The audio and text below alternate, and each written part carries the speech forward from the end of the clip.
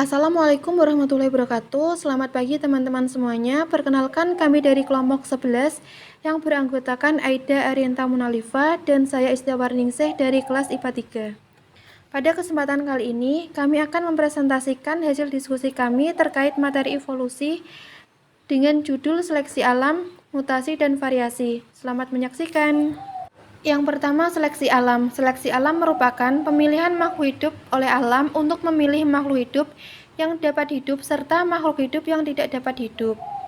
Beberapa makhluk hidup yang mampu menyesuaikan diri dengan kondisi atau keadaan lingkungan yang ada, maka akan dapat bertahan hidup. Dengan kata lain, makhluk hidup yang dapat bertahan hidup dengan lingkungannya akan bertahan dengan alam dan lolos dari seleksi alam dan dapat terus melestarikan jenisnya. Seleksi alam berperan sebagai mekanisme pengeliminasi individu-individu lemah dalam suatu spesies. Mekanisme ini tidak memiliki kemampuan mengubah spesies ke spesies baru, informasi genetik baru, atau organ-organ baru. Dengan demikian, seleksi alam tidak mampu menyebabkan apapun berevolusi. Hal tersebut dinyatakan oleh Darwin bahwa seleksi alam tidak dapat melakukan apapun sampai variasi-variasi menguntungkan berkebetulan terjadi.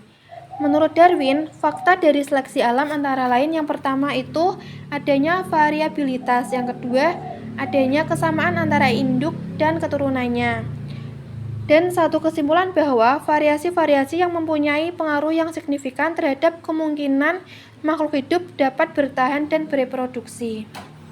Selanjutnya, faktor-faktor seleksi alam. Yang pertama, makanan. Makanan adalah kebutuhan pokok yang paling utama untuk makhluk hidup. Jika tidak ada asupan makanan, maka organisme tersebut akan mati kelaparan. Yang kedua, suhu lingkungan. Suhu yang sangat sesuai bagi kehidupan organisme untuk bertahan hidup.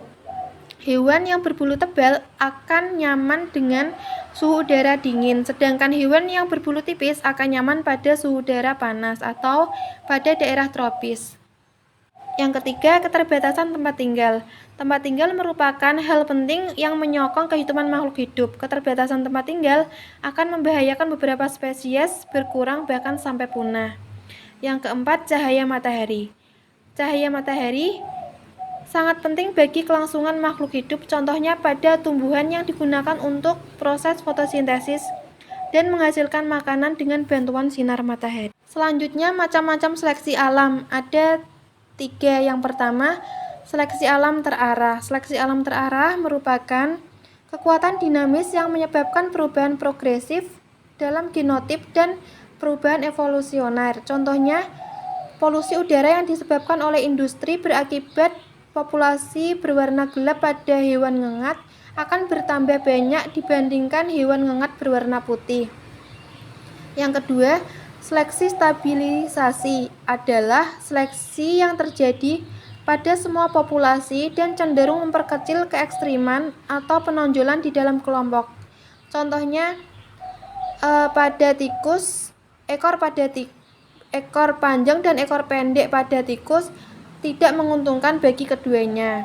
Yang ketiga, seleksi destruktif adalah seleksi yang terjadi jika faktor-faktor lingkungan mengambil sejumlah bentuk yang terpisah.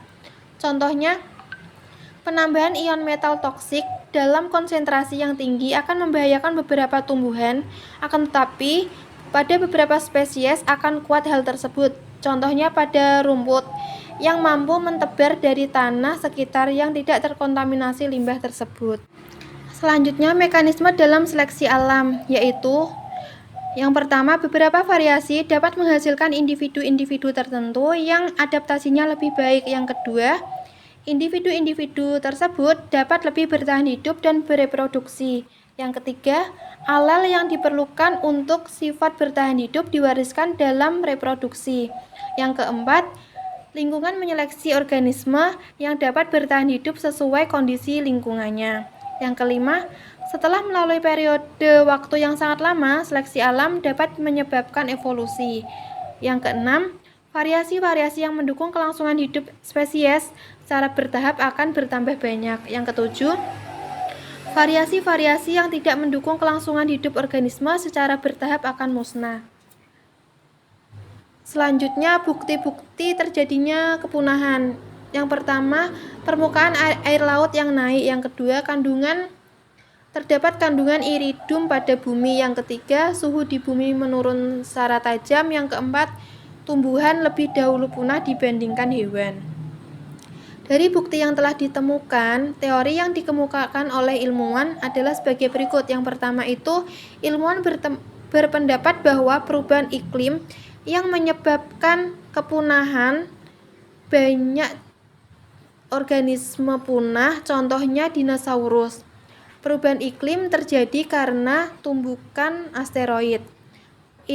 Yang kedua, iridium sangat jarang terdapat di bumi karena pada umumnya iridium terdapat pada meteorit. Yang ketiga, letusan gunung berapi yang sangat hebat menghasilkan debu yang memenuhi atmosfer sehingga berakibat cahaya matahari terhalang masuk ke bumi yang menyebabkan suhu bumi menjadi dingin. Selanjutnya, dampak dari seleksi alam. Seleksi alam memiliki dampak besar bagi kelangsungan hidup suatu organisme.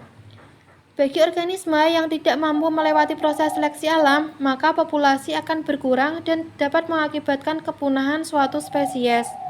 Spesies alam memberikan dampak munculnya spesies-spesies baru, karena dengan adanya adaptasi yang dilakukan, makhluk hidup akan menciptakan keanekaragaman makhluk hidup. Selanjutnya, contoh-contoh dari seleksi alam. Yang pertama itu ada kupu-kupu biston Betularia di Inggris. Kupu-kupu biston Betularia terdapat dua jenis warna, yaitu kupu-kupu bersayap terang dan kupu-kupu bersayap gelap. Awal mulanya, lingkungan Inggris yang bersih sangat baik untuk adaptasi kupu-kupu yang bersayap cerah. Namun, karena limbah jelaga industri di Inggris yang semakin banyak dan mengotori pepohonan sehingga pohon menjadi gelap, yang akhirnya menjadi lebih adaptif untuk kupu-kupu yang bersayap gelap daripada kupu-kupu yang bersayap terang. Hasilnya, perkembangan dari kupu-kupu bersayap gelap meningkat tajam dan kupu-kupu yang bersayap cerah berkurang drastis. Pada saat sebelum terjadinya revolusi di Inggris, udara di Inggris masih bebas dari asap industri sehingga populasi kupu-kupu biston Betularia hitam menurun karena tidak dapat beradaptasi dengan lingkungan. Namun, setelah revolusi industri, udara di Inggris menjadi gelap oleh asap dan debu industri sehingga populasi kupu-kupu biston Betularia putih menurun karena tidak dapat beradaptasi dengan lingkungannya. Akibatnya, kupu-kupu yang bersayap cerah lebih mudah ditangkap oleh mangsanya. Contoh seleksi alam yang kedua yaitu terjadinya kepunahan spesies burung finch di Kepulauan Galapagos. Burung finch termasuk genus dari burung pipit. Burung finch digunakan oleh Charles Darwin untuk mengembangkan teori evolusi. Burung-burung finch yang dulunya berparuh sedang perlahan-lahan mengecil karena beradaptasi untuk mendapatkan makanan berupa biji-bijian. Perubahan ini mulai terjadi sekitar 20 tahun setelah kedatangan pesaing mereka yang memiliki paruh lebih besar dari mereka untuk mendapatkan sumber makanannya. Contoh seleksi alam yang ketiga yaitu punahnya jerapah berleher pendek. Menurut Darwin, pada mulanya tidak semua jerapah berleher panjang. Karena sumber makanan mereka yang berupa daun-daun muda di pucuk pohon yang tinggi, hanya jerapah berleher panjang saja yang dapat bertahan hidup. Jerapah berleher pendek terseleksi oleh alam, sehingga jerapah yang berleher pendek mengalami kepunahan. Contoh seleksi alam yang keempat yaitu punahnya dinosaurus. Dinosaurus merupakan famili hewan purba yang termasuk golongan reptil besar. Namun karena bencana alam yang sangat dahsyat sekitar 65 juta tahun yang lalu, maka dinosaurus mengalami kepunahan. Mereka tidak dapat beradaptasi di tengah kondisi alam yang rusak akibat tertutupnya lapisan ozon dengan material debu. Selanjutnya akan disampaikan oleh Mbak Aida. Selanjutnya, mutasi. Mutasi merupakan perubahan yang terjadi pada bahan genetik dari suatu organisme yang diwariskan kepada keturunannya. Mutasi juga dapat diartikan sebagai peristiwa berubahnya informasi yang terkandung dalam DNA. Perubahan informasi ini dapat terjadi pada beberapa basa nukleotida atau pada skala kromosom yang melibatkan jutaan basa nukleotida. Adanya mutasi ini bertujuan untuk menghadapi perubahan alam yang akan timbul sewaktu-waktu. Sehingga ketika perubahan muncul ada dua kemungkinan yang dapat timbul, yaitu sifat bermutasi lebih mudah beradaptasi dibandingkan dengan sifat asli, sehingga karakter asli kemungkinan akan hilang. Yang kedua, sikap yang bermutasi tidak cocok terhadap lingkungan baru, sehingga individu atau populasi suatu spesies yang memilikinya akan punah. Berdasarkan hal tersebut, maka cocok atau tidaknya individu yang bermutasi bergantung pada daerah di mana individu atau populasi tersebut tinggal. Selanjutnya, faktor-faktor penyebab terjadinya mutasi. Yang pertama ada faktor fisika. Mutasi dapat terjadi akibat adanya radiasi yang bersifat mutagenik, yang berasal dari sinar ultraviolet, sinar gamma, sinar X, dan sinar-sinar lain yang memiliki daya ionisasi. Radiasi yang timbul akan menembus bahan termasuk jaringan hidup lewat sel-sel dan membuat ionisasi molekul zat dalam sel sehingga sel tersebut menjadi rusak. Yang kedua ada faktor kimia. Mutasi dapat terjadi karena adanya mutagen bahan kimia seperti kolkisin dan zat digitonin.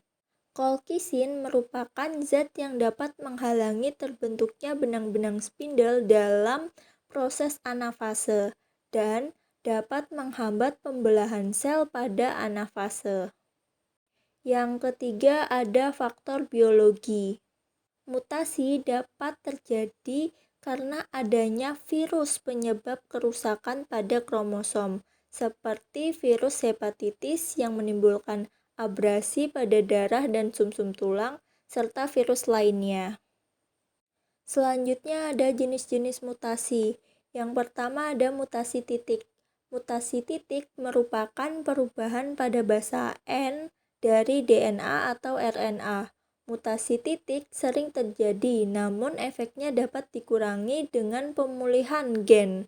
Contohnya pada reaksi asam nitrit dengan adenon menjadi zat hipoksiantin. Selanjutnya yang kedua ada mutasi besar. Mutasi besar merupakan perubahan jumlah kromosom dan susunan urutan gen dalam kromosom. Mutasi kromosom sering terjadi karena kesalahan meiosis dan sedikit dalam mitosis. Yang ketiga ada aneuploidy, merupakan perubahan jumlah N yang menandakan jumlah set kromosom. Contohnya sel tubuh manusia yang memiliki 2 paket kromosom sehingga disebut 2N, di mana satu paket N manusia berjumlah 23 kromosom. Yang keempat ada aneuploidy atau perubahan jumlah kromosom yang disebabkan oleh anafase lag atau peristiwa tidak melekatnya benang-benang spindel ke centromer, dan non-disjunction atau gagal pisah.